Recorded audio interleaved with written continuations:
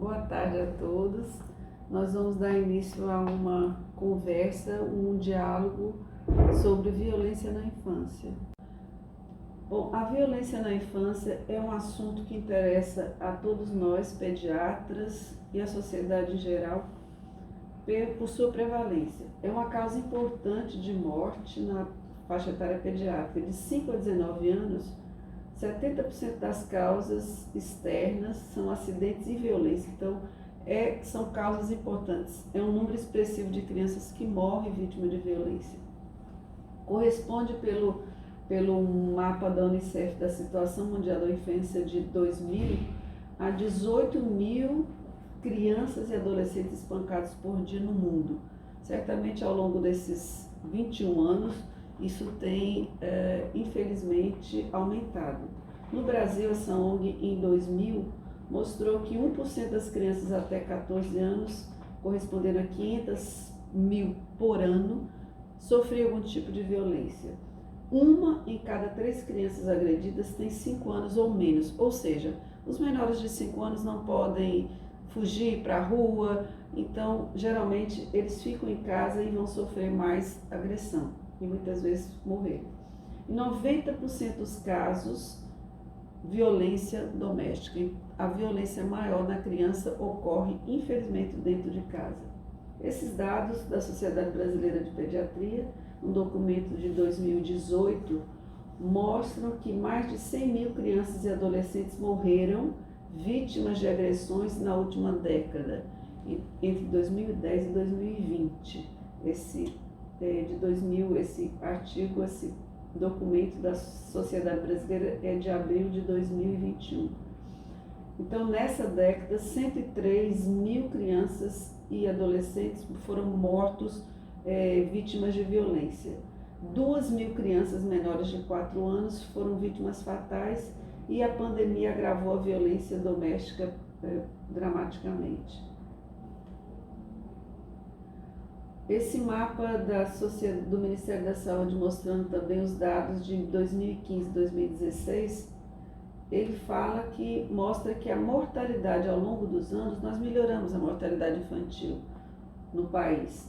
Nós tínhamos quase cerca de 30 crianças por cada 1.000 nascidos vivos e, como a gente pode observar aqui, ao longo dos anos, em 2016 a gente estava com praticamente 15 por 1.000 nascidos vivos. Então a gente quase que, vamos dizer, colocamos metade, conseguimos reduzir a metade a taxa de mortalidade infantil. Quando nós vamos para as causas dessa mortalidade infantil em menores de 1 ano, a gente vê que, se a gente colocar o Brasil, a gente vai ver que a mortalidade em menores de 1 ano, os fatores maternos e perinatais são os principais, sendo que dentre esses fatores a prematuridade é a mais importante. A gente vê muito, vocês que vão passar ainda pela pediatria, mas vão observar que a prematuridade é ainda um percentual muito alto, como esses fatores que levam a maternos e perinatais que levam à mortalidade infantil no primeiro ano de vida. Se a gente ir nessa causa no primeiro ano de vida, a gente vê que as causas externas ocupam o 4º lugar. Na região norte, os fatores externos continuam a ser a 4ª causa, mas também igual em todas as regiões. Quando a gente exclui a parte neonatal, a mortalidade neonatal sai e colocamos até criança até 1 ano de vida, tirando o período neonatal, a gente vê que as causas externas, de uma forma geral no Brasil, continuam no 4º lugar, as malformações sobem e, por exemplo, as infecções são a maior causa de mortalidade em pós-natais menores de 1 ano, em infecções na infância, na região norte. Nas demais regiões, e as causas externas continua a 4ª. Se a gente colocar de 1 a 4 anos, a gente vai observar que as causas externas no Brasil ocupam a primeira causa.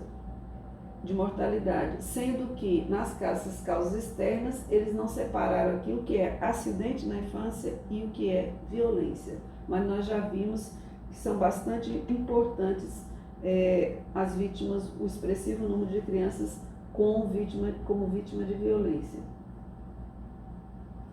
Quando a gente coloca a mortalidade segundo a faixa etária e sexo, por exemplo, sexo masculino e feminino, a gente vê que, por exemplo, as agressões, incluindo os homicídios, elas entram no menino em terceiro lugar.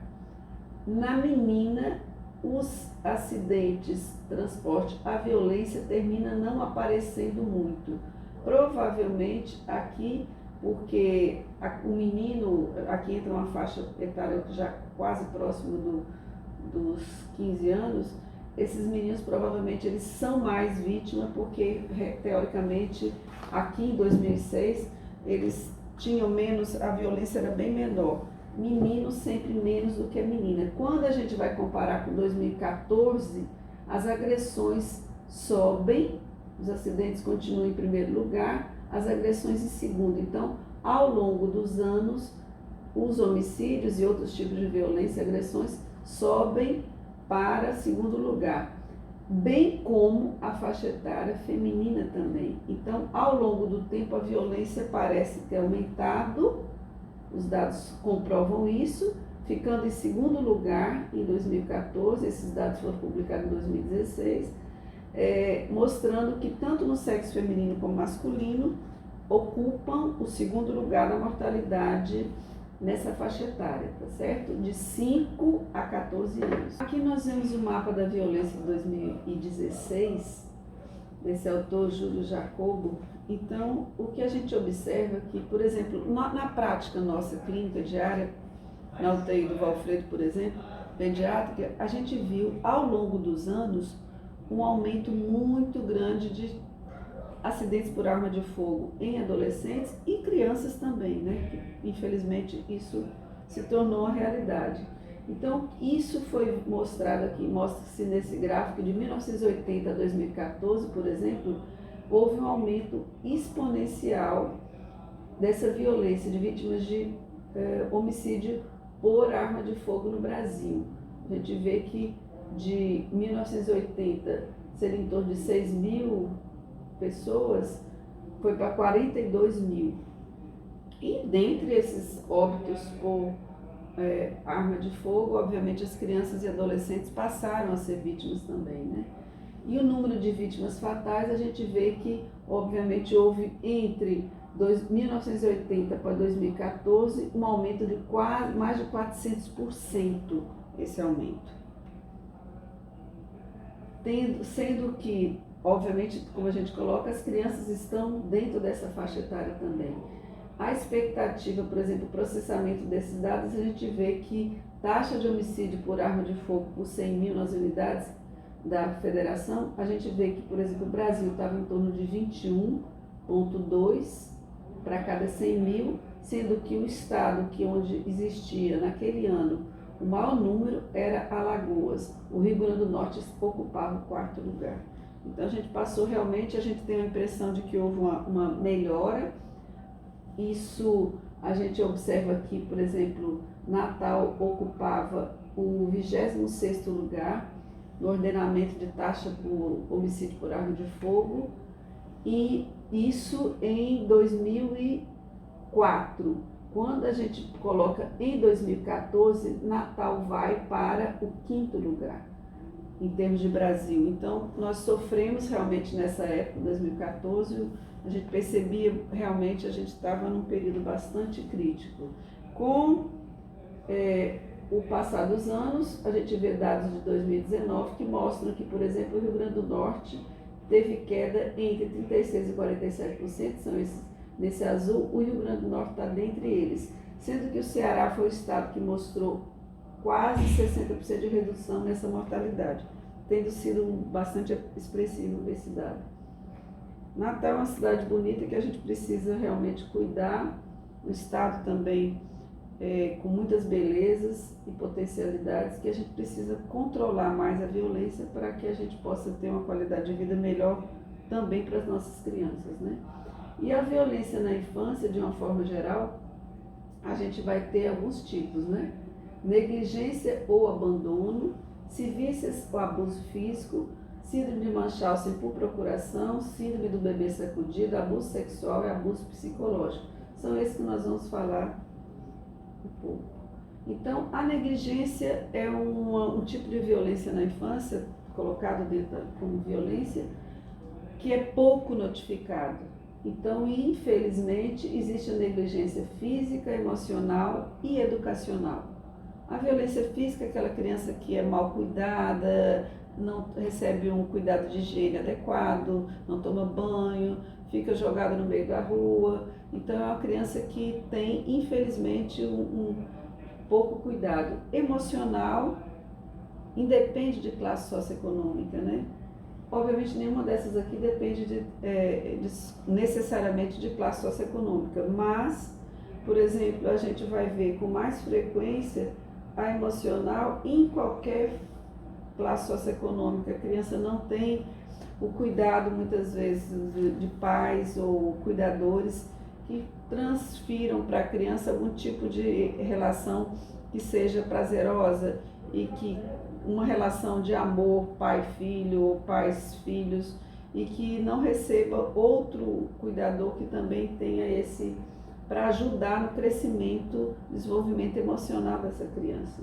Então, a negligência é aquela criança que os pais muito envolvidos com tecnologias, como celulares, e muitas vezes a criança termina sendo envolvida precocemente também nisso. É como se essas tecnologias substituíssem as relações, o amor, o afeto, né? Então a gente percebe isso, que são crianças que são muitas vezes emocionalmente não maduras, não para a idade, para a faixa etária, e que não recebem esse tipo de carinho necessário para que cresçam de uma forma mais equilibrada, centrada, né? Educacional parece difícil entender isso, mas a criança precisa também, não é delegar à escola essa educação. Então a educação deve ser compartilhada com a escola.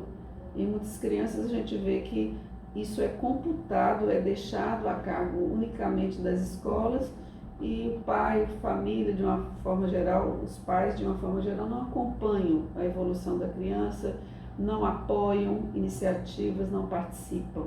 Então, a negligência é quando essa criança não recebe o que ela deveria receber, tanto de parte física, emocional como educacional. Outro que a gente vai falar, a síndrome da criança espancada, é uma síndrome bastante grave, mas infelizmente não é infrequente a gente se deparar, seja nos pronto-socorros, UPAs, privados também, infelizmente. Então a gente vê criança espancada que pode chegar ao óbito, como essa criança aqui, e com vários casos que a gente já teve, né? Então, voltando aqui para a síndrome da criança espancada, a gente já teve muitas experiências ao longo dos anos na UTI do Alfredo Gugel e pronto-socorro, que nós trabalhávamos. A gente tem experiência de uma criança que marcou enormemente, foi uma criança de 4 anos, Felipe, que vinha trazido pelo SAMU de uma cidade próxima a Sul, Angicos, trazido entubado, criança gravíssima já, e a gente percebeu que realmente era uma criança que não iria, já estaria praticamente assim, em Glasgow 3, a criança tinha possibilidade, como aconteceu, de ir a óbito mesmo. E na hora a gente recebeu o encaminhamento do médico que atendeu em Angicos, encaminhou para a Sul, que nos encaminhou para a UTI. Então, na chegada, a criança era dita, ele já colocou suspeita de síndrome da criança espancada, com fratura de base de crânio, tinha fratura em úmero, fratura de clavícula, escoriações e equimoses em membros. Criança gravíssima, a gente perguntou, mas como é que aconteceu isso? A mãe, uma professora do ensino fundamental, e nós ficamos muito chocadas, a mãe parecia muito abalada. Olha, eu vou processar o médico que mandou esse documento, isso é um absurdo, essa criança não foi espancada. E a gente deixando que realmente a mãe colocasse alguma coisa. Aí a gente, mas mãe, o que aconteceu com ele então? Não, eu não sei, não, a criança, a gente já chega em casa, mas a senhora mora com ele? Sim, moro sozinha com ele, minha mãe mora vizinho, e é uma pessoa de idade, mas ele fica, às vezes fica com ela. Mas então será que a gente tem suspeita de que poderia ter sido sua mãe? Não, não, não, a minha mãe não mata uma barata, é uma pessoa do bem, ama muito o meu filho, não tem condições. E o pai? Não, o pai mora em Natal, nós somos separados. E a situação, a gente não conseguia progredir, mas quem poderia ter feito isso com ele? Aí a mãe trouxe, mas ele não estava doente antes, mas algum problema que pudesse. Aí ela veio, tá aqui a receita, inclusive, esse mesmo médico de Açu medicou, porque uma semana atrás ele estava com amidalite, ele passou antibiótico, a gente estava dando esse remédio. Eu digo, mas um amidalite, o tratamento obviamente é uma, e ele não vai chegar dessa forma gravíssima, com múltiplas faturas. E a mãe não sabia explicar, entrou em um choro profundo e a gente não conseguia progredir. Passou a noite nessa história, quando lá pela madrugada, no plantão, a gente perguntando com mais calma, mãe, a gente precisa entender o que aconteceu com o Felipe. E ela foi falando, ai meu Deus, alguma coisa que pode ter acontecido, Jesus, alguém com a mão muito grande. Aí eu já, mudou a história, já existe uma mão na história que não havia. E resumindo, a gente já havia acionado lá a parte de policiamento lá na cidade, junto com a Sul também. Enfim, nós conseguimos fechar a história. Essa criança estava tomando o antibiótico para tratar a amidalite, mas a mãe, e dormia com a mãe em casa, não dormia com a avó. A mãe tinha um namorado recente que só ia dormir. Ele se incomodou porque a criança ficava chorando, querendo ficar no colo da mãe, porque estava com febre, porque estava com dor. Começou uma discussão e briga, e habitualmente nessas discussões a mãe muitas vezes utiliza a criança como escudo. Então a criança, porque ela dizia, ele caiu do sofá, eu dizia, mãe, uma queda de sofá, ele não pode ter essas fraturas tão graves, múltiplas, numa criança de 4 anos. Aí é que ela não respondia. Então a gente descobriu que eles brigaram, a mãe colocou como escudo e o menino foi projetado por ambos, que ele não parava de chorar, por ambos na parede, bateu a cabeça no sofá, caiu, chorava de novo. Então foi um espancamento muito grave. Havia fratura de víscera, então essa criança evoluiu para o óbito, como também de outros profissionais de saúde, uma técnica de enfermagem do Valfredo Gurgel, do Hospital Giselda Trigueiro na época, foi também vítima. Estava de plantão, o namorado trouxe o filho, disse que ele não estava passando bem. Ela disse, então traz no plantão que eu fico com ele aqui, vou ver o que está acontecendo. Ele entregou a criança literalmente morta, com espancamento, com ruptura de víscera. Acho que era uma criança por volta dos 3 anos. Então, esses casos se somam a tristes estatísticas que nós vimos no início. Aqui o recém-nascido, por exemplo, esfaqueado pelo próprio pai e abandonado na estação de metrô. Outro tipo de violência também, uma violência que é muito grave também, são as queimaduras, né?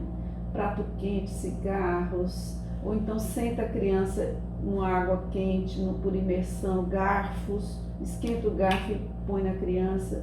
Pode ser ou também espancamento, né? Por todos esses objetos aqui embaixo, mas marcas também de objetos que você, com fio, você espanca a criança, com raquetes, com todo tipo de...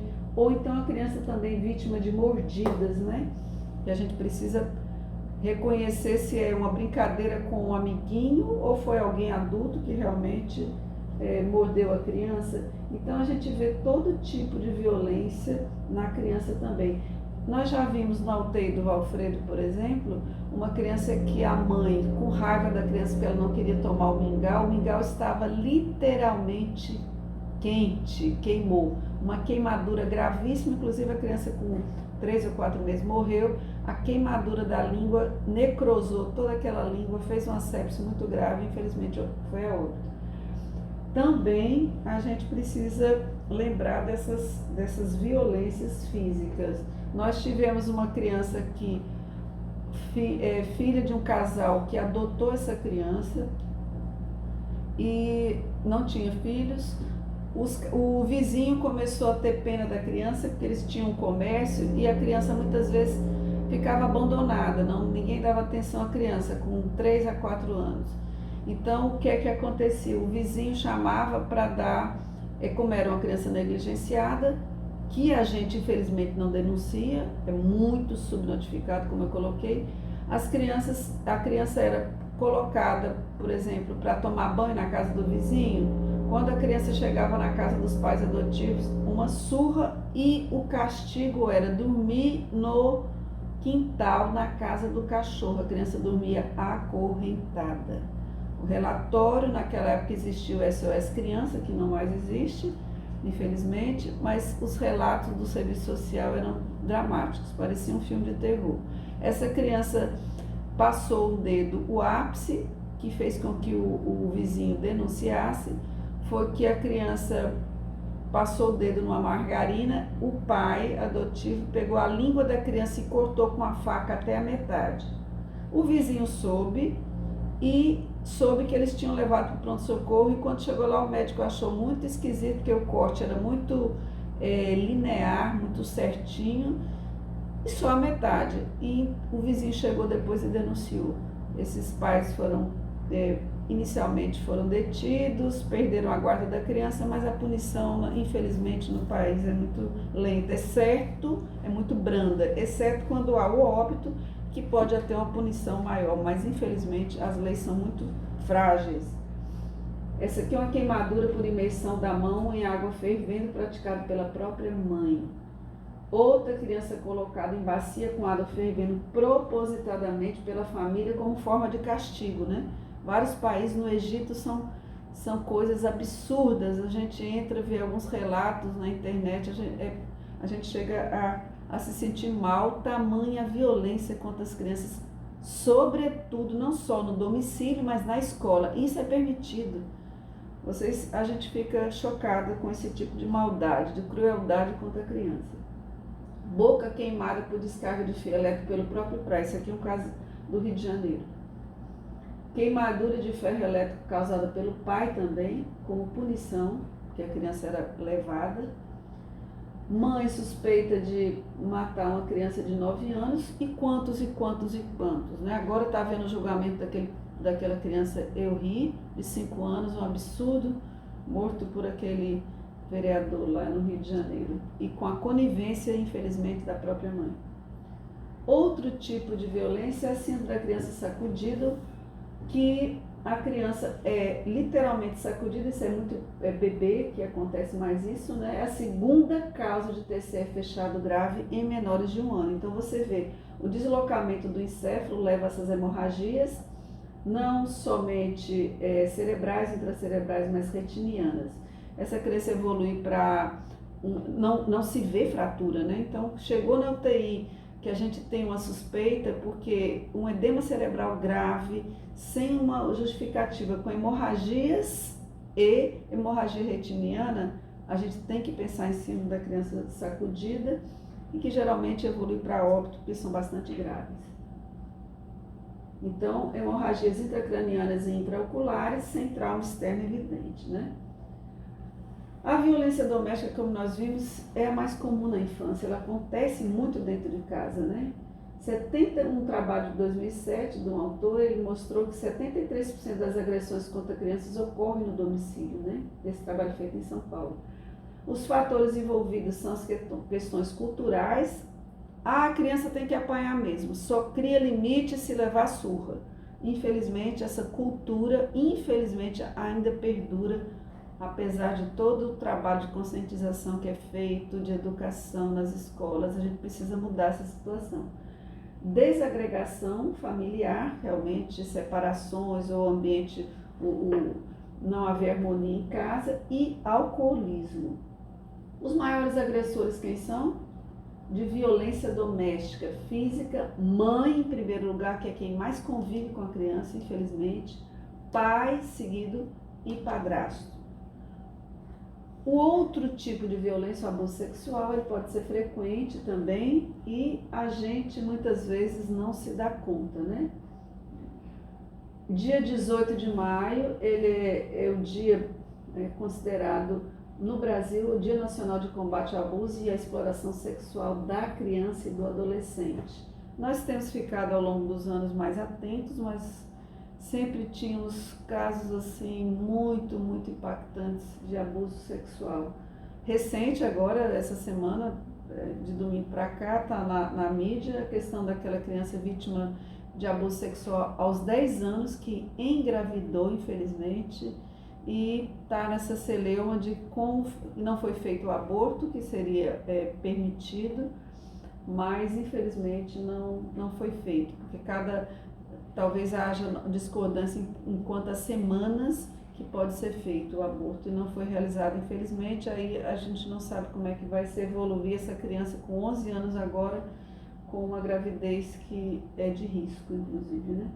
A violência sexual, por exemplo, segundo dados de DataSUS de 2019, em todas as idades foi de quase 46 mil em 2019. Cerca de 70% dessa violência sexual acontecendo na idade de 0 a 19 anos. Então, a maioria aconteceu na faixa etária até 19 anos, né? Sendo que de 0 a 4 anos, 6.000, quase 6.500 casos. Então, é muito alto esse nível de abuso sexual. Nós já vimos de tudo. Quem faz pronto-socorro, UPA, e nós da pediatria ficamos chocados. Não se enganem que isso não tem a ver muito com classe socioeconômica. Óbvio que é mais frequente nas que tem as menos classes sociais menos favorecidas, mas pode acontecer também em classe socioeconômica mais elevada. Tem casos assim bastante impactantes aqui de filho de enfermeiro de serviço assim conhecido aqui em Natal, enfermeira que com a viúva e casou novamente no segundo matrimônio. O marido era 10 anos mais novo, criou a filha do primeiro casamento dela, de 5 anos, com esse padrasto. É uma pessoa de nível bom, engenheiro, com bom emprego, numa boa firma. Começou a abusar dessa criança aos 11 anos.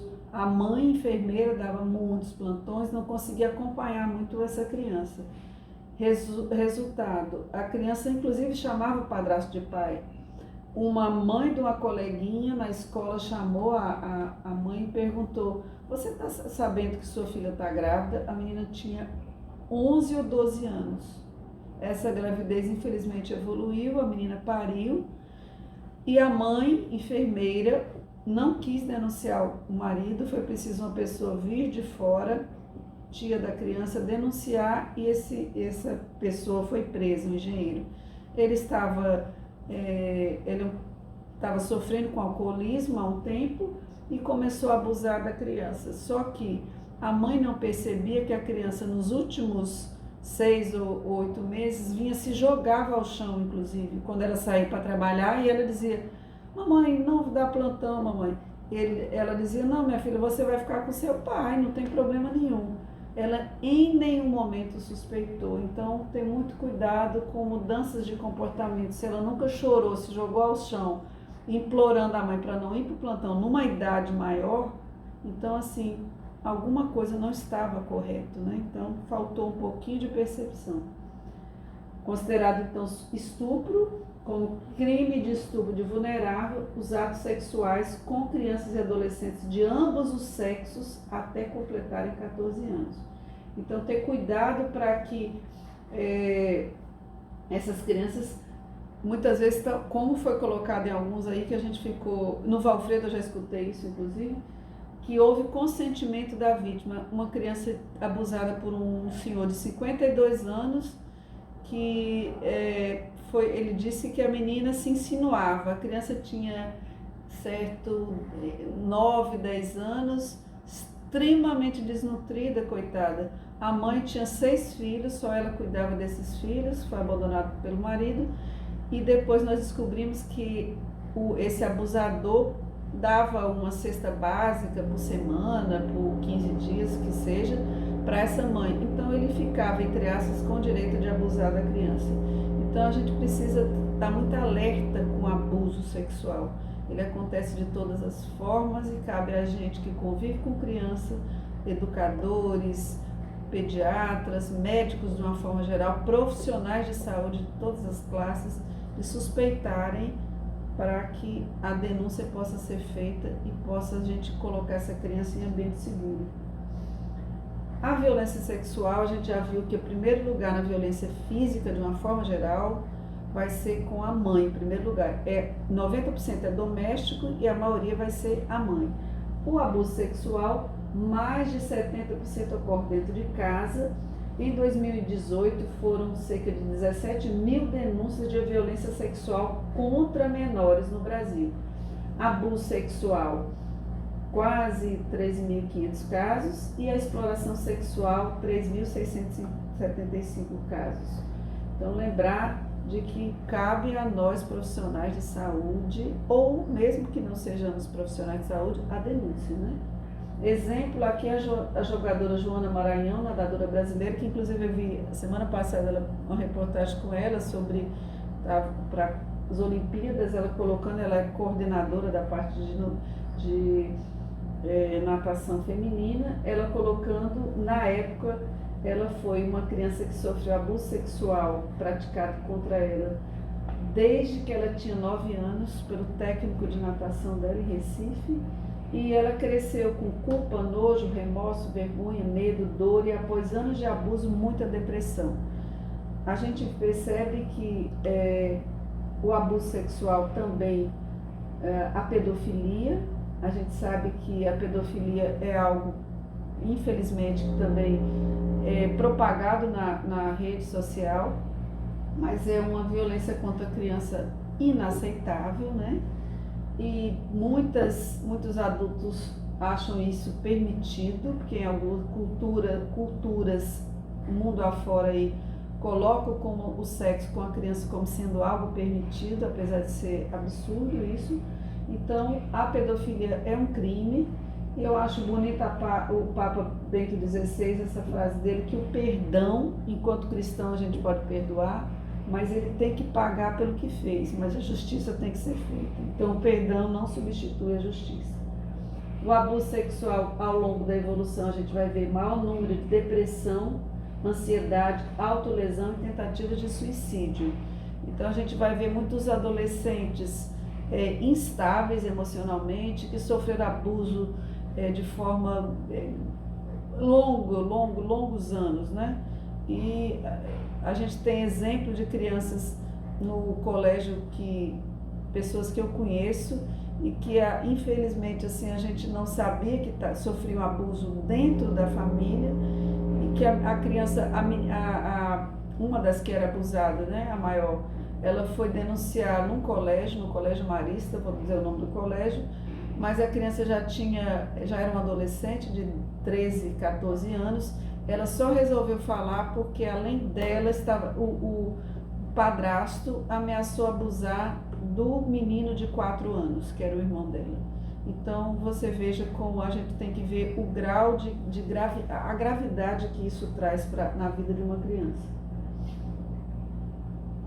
Além do outro que a gente vai comentar, síndrome de Munchausen por procuração, é uma forma de abuso também infantil, na qual os adultos infligem uma doença em uma criança ou falsificam sintomas, a fim de obter algum atendimento médico para a criança, algum benefício. Então, eu simulo que a criança está doente para ter um aumento de pensão, por exemplo, num casal que esteja separado, divorciado. Então, começa sempre colocando que a criança está doente demais, várias idas a pronto-socorro, várias idas até interna à criança, medicações desnecessárias, Então a gente muitas vezes tem que buscar uma anamnese mais bem feita, mais detalhada, traçar um perfil junto com o psicólogo, muitas vezes do perfil da mãe, isso é muito comum a gente ver, para poder entender o processo, né? Então as características de Munchausen por procuração,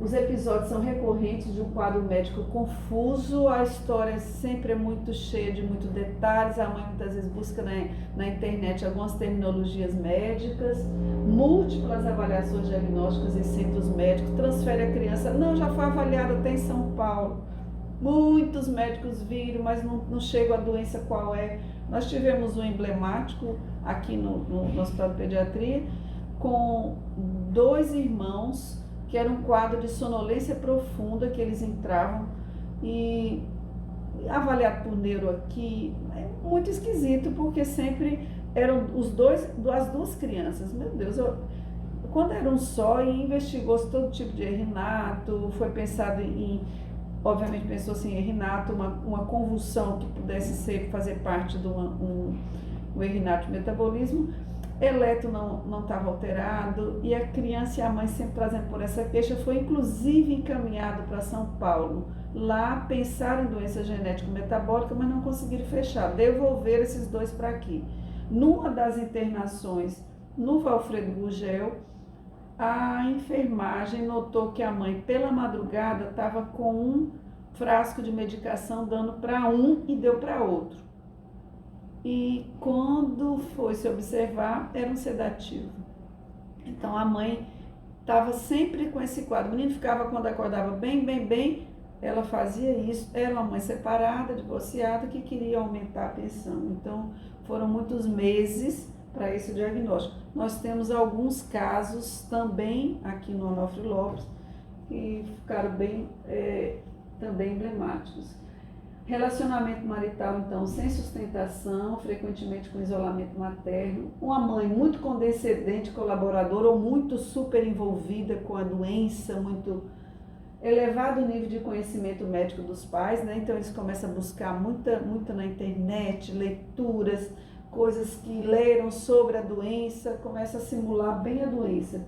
Condições que se resolvem com a supervisão da criança somente no hospital. Não, a criança precisa ficar no hospital, precisa ser internada, ela está grave, precisa ir para UTI. Precisamos ter muito cuidado, porque essas simulações podem levar a agravar cada vez mais o estado psicológico da criança, que já fica bastante alterado. História de óbito inexplicada de um dos irmãos. No exame físico, aí quais são voltando de uma forma geral, quais são os indicadores de maus tratos na infância de uma forma geral? Sinais de negligência, de mais higiene, retardo do crescimento, isso chama atenção para a gente. Nós, na pediatria, no ambulatório do UOL, nós somos muito vigilantes com isso. Da higiene, da educação, a criança está fora de escola aos 7 anos, como assim? Ficamos chocados, mas existe realmente isso. A mãe buscou, a gente pensou em negligência educacional, acionamos o serviço social, fomos atrás, conselho tutelar, a mãe buscou inúmeras vezes, mas ela não tinha condição socioeconômica para colocar essa criança no ônibus para ele estudar, que era a escola possível para o nível da criança, era bem distante de lá. Então a gente teve que buscar junto ao serviço social outra estratégia, mas pensamos pelo menos na negligência educacional. Personalidade retraída ou explosiva, a criança que vive mordendo na escola, não para quieta, não é só um distúrbio muitas vezes de comportamento primário, ele pode ser secundário a algum tipo de violência, contra o maus tratos de alguma forma. A criança que é retraída, não sorri, não brinca, queimaduras, que a gente já colocou, trauma genital, infecção sexual transmitida, tem que se pensar lesões, sinais de punição corporal excessiva, né, que a gente já mostrou, laceração de freno de língua, a gente já contou um caso, lesões múltiplas em vários estágios de resolução, fraturas múltiplas, né, dano neurológico associado a hemorragias retinianas ou esclerais, vocês já vão saber que a gente já colocou aqui o slide, inclusive, fraturas sugestivas de maus tratos. Essas fraturas são essas que a gente coloca aqui, mas o que a gente mais nota assim, são crianças vítimas de fraturas em vários estágios de fratura, de consolidação. Então é aquela criança que cai, ele cai muito, ele muito levado, muito arteiro. Me lembro de uma criança no pronto-socorro do Valfredo, que a mãe chegou com essa história, a gente achou a criança muito mal cuidada. Aí, quando o ortopedista fez, era uma fratura de clavícula. Aí a gente, nossa mãe, o ortopedista veio até falar, ele tem uns 8 anos, mas tem várias fraturas anteriores, né, aqui. Ele não para, ele não quer, aí, 1000 problemas a criança tinha. Nós suspeitamos, colocamos a criança a sós com a gente. Aí, mas você caiu? Foi, caí em cima do armário. Mas por que você subiu em cima do armário? Não, porque a minha mãe, ela sai muito e me deixa trancado. Mas ela esconde a comida em cima do armário, deixa trancado. E muitas vezes eu não tenho o que comer, tenho que subir para pegar. Então eu escorreguei, caí e aconteceu isso. Então assim, você vai ver, a história social da mãe realmente era muito ruim. A mãe se prostituía porque também tinha que criar, além dessa criança tinha mais 3 filhos, cada um ficava com um vizinho. Então a história, conseguimos resgatar essa família, mas assim, encaminhando para o conselho tutelar, para fazer acompanhamento, para psicólogo. Então tudo isso, às vezes é uma ida ao pronto-socorro, é a oportunidade da gente poder salvar a vida dessa criança e mudar a história, e construir uma nova história.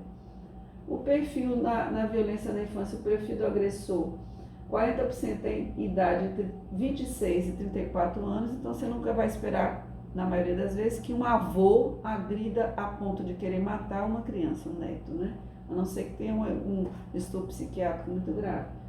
Usuário de droga, alcoolismo, distúrbio de comportamento, como nós já colocamos, agressão física, a maioria é mãe, 60% é mãe ou madrasta, os abusos sexuais, 90% pai ou padrasto.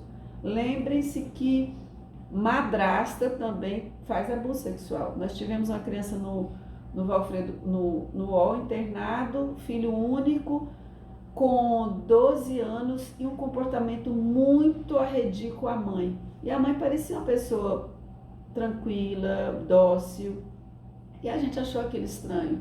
A psicologia entrou na discussão e acompanhamento da criança, e nós descobrimos que ele era abusado pela madrasta, que era 10 ou 15 anos mais nova do que o avô. O avô materno, a mãe era separada, divorciada, só tinha aquele filho. Então, o avô ficou viúvo, o menino tinha um apego enorme à avó. Faleceu a avó, ele já sentiu bastante. O avô casou com essa pessoa 15 ou 10 anos mais nova do que ele, que começou a abusar dessa criança por volta dos 8 anos de vida.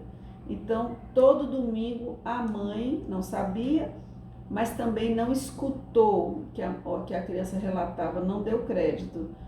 Essa madrasta ficava com essas crianças, o marido, que já era idoso, ia dormir, ela ficava com esse menino e outros primos menores.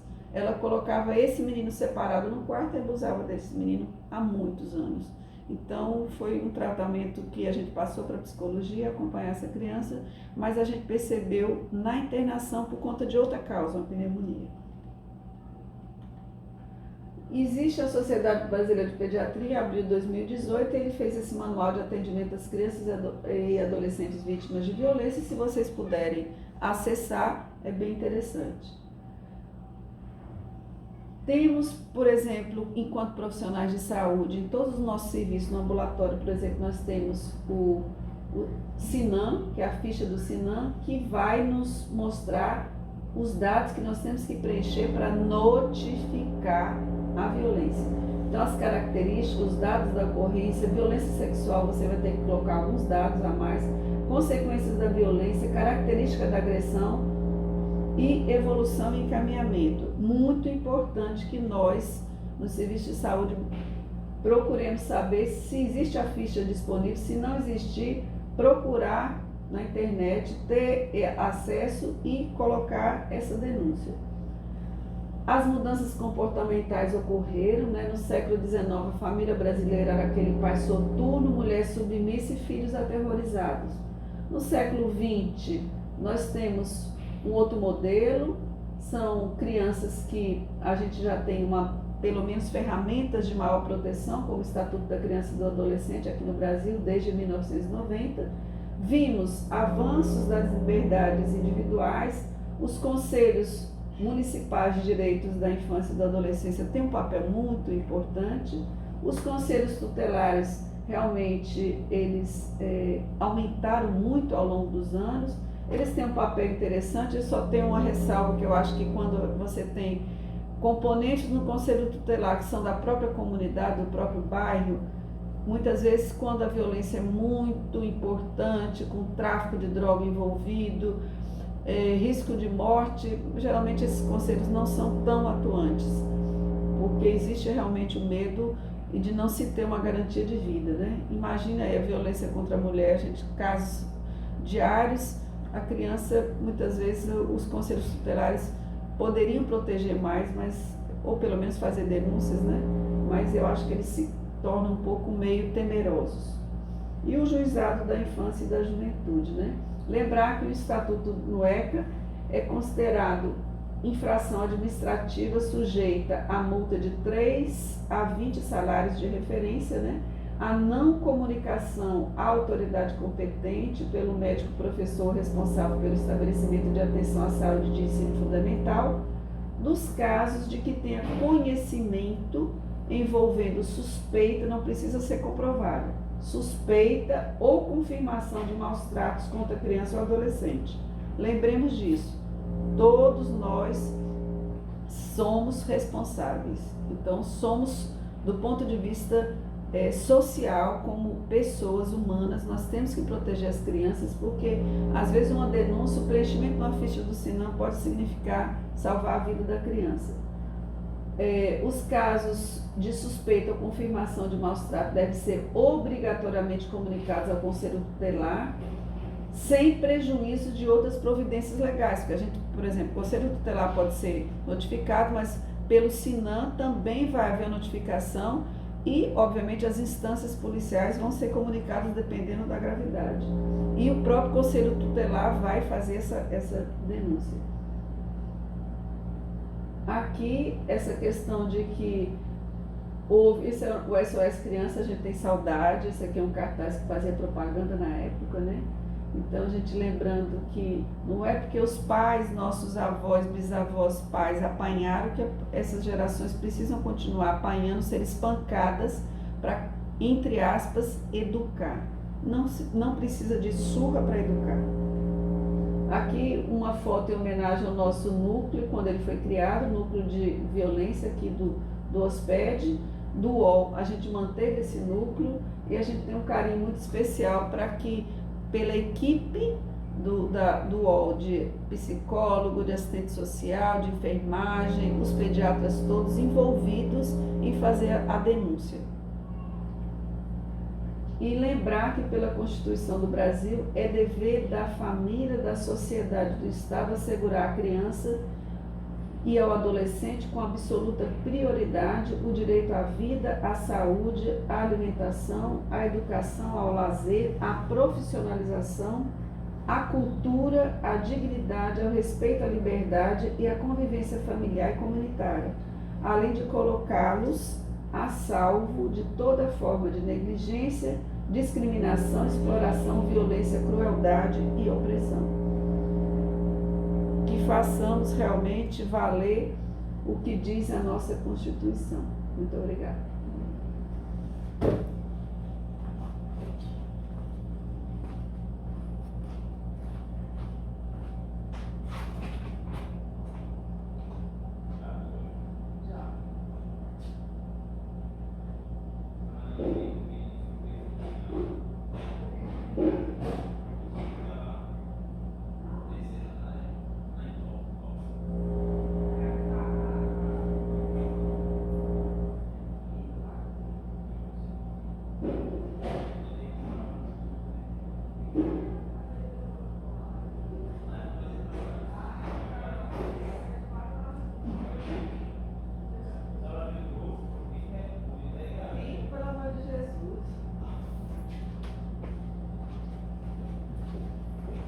Aí, meu filho, preste atenção.